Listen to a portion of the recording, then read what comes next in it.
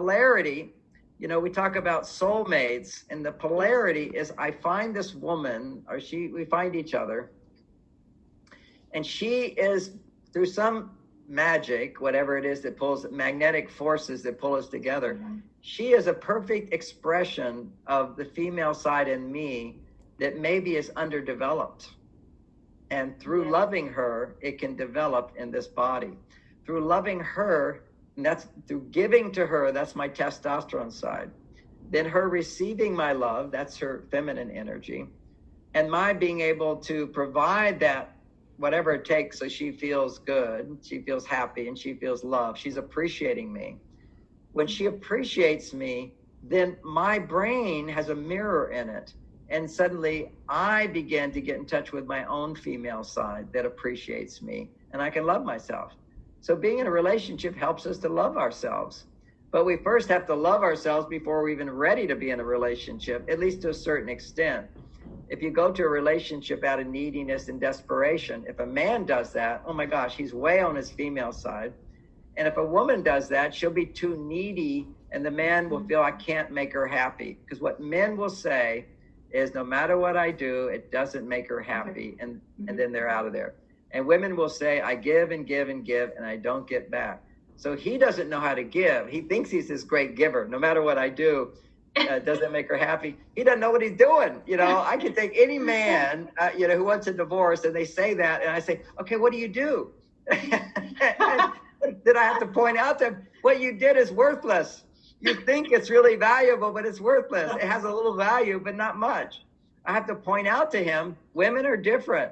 So often, some people might be wondering, what are you talking about? Well, one example, there's so many, but one example is a man makes a lot of money, and and their lifestyle is better than most people in the neighborhood, let's say, or at a good level. And his wife is not happy. And look what I do for her. I said, what do you do for her? Well, we've got a house, we've got insurance, we've got school for the kids. I make all this money. We went on that vacation. I took her to the theater on her anniversary. How can she not be appreciative of me? I said, yeah, I can understand why you would feel that way, but that's not what it takes to support a wife in feeling safe and happy and in love. He said, what do you mean? I said, well, they're different. They have different biology. Now, if you're a good husband, first of all, if she's capable of being somewhat happy on her own, her estrogen levels will be, let's say they're at 50, from a scale of 0 to 100, they're at 50. Now, that's just a way for us to talk about it. If her estrogen levels are at 50, and that she's reasonably happy and fulfilled in her life, and he can make her happier. He can bring her 50 roses, or be a very wealthy guy, and that's going to go, oh, money, that may be happier. So she goes up a notch.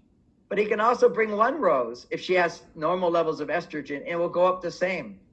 For women, they need lots of little things to keep the estrogen up. Or they need lots of big stuff, but you can't keep doing big stuff every day. You make all that money, that's just 1 point of estrogen. Now, if I give her a rose, that's 1 point. If I give her a compliment, that's 1 point. If I give her a hug, that's 1 point. If I listen to her with some interest, that's a point. If all the little things that we used to do when we're dating were points. And she fell in love with us.